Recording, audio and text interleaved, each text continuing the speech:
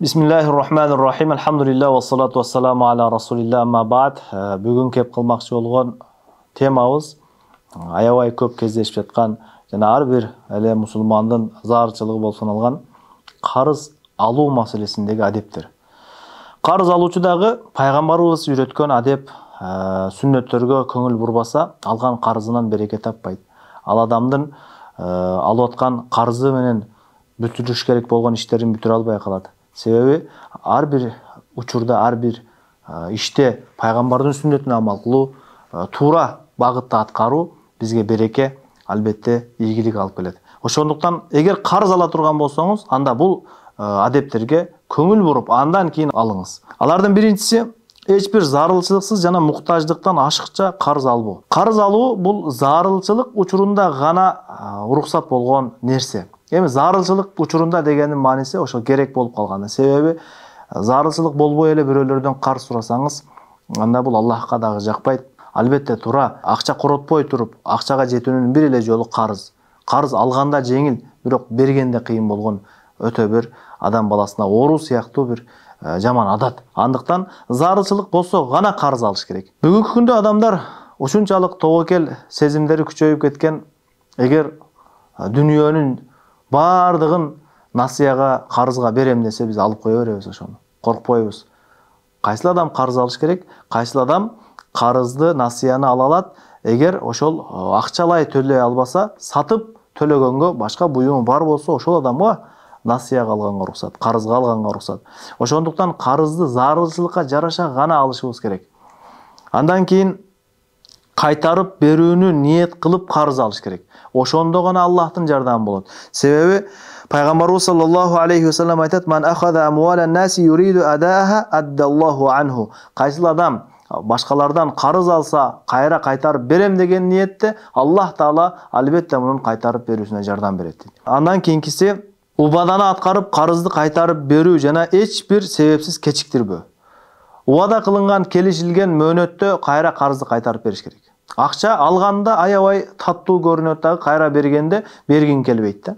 Карыздын адеби кайра бере турган күн келдиби, сурабаса дагы ошол белгиленген күндө кайра кайтарып бериш керек. Эгер мүмкүнчүлүк болбой аткан болсо, анда карыз берген адамды кыжырат кылбай, ал адамга кабар бериш керек. Менде болбой калды, ушунча күн күтө алсаң, ушул кайтарып бермекмен деп кабар берип коюбуз зарыл. Эгер мүмкүнчүлүгү бар болуп туруп бербей жүрө берсе, бул тууралуу пайгамбарыбыз саллаллаху алейхи ва саллям бир хадисте айткан: "Матлул ганийи зулмун."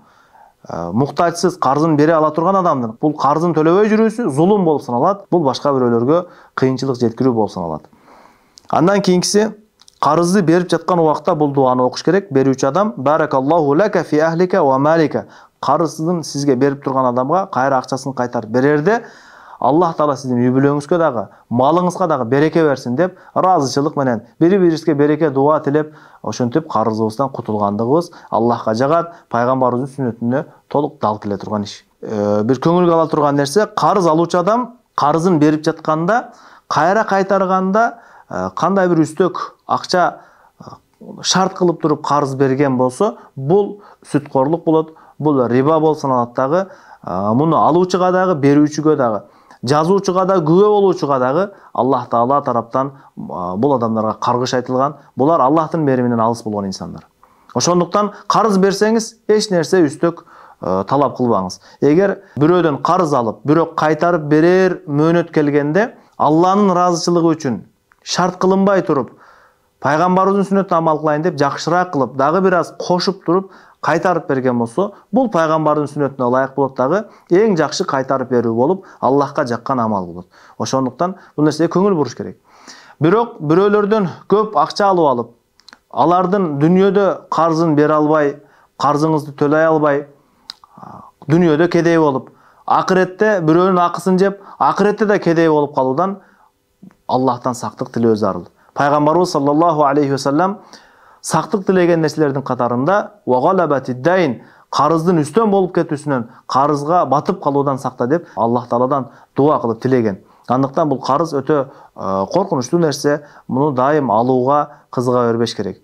Бүгүнкү күндө ким бай, кимди бай деп эсептейбиз? Кайсыл адамдын карызы жок болгон болсо эч кимден, эч кимдин алдында башы ийилип турбаса ошол адам бай болуп саналат. Ошентип биротоло кедей болуп калбаш үчүн карыздын адептерине амал кылуубуз зарыл. Аллах Таала бардыгыбызды карыздын зыянынан сактаган болсун. Ва ахиру дa'wana алхамдулиллахи rabbil alamin.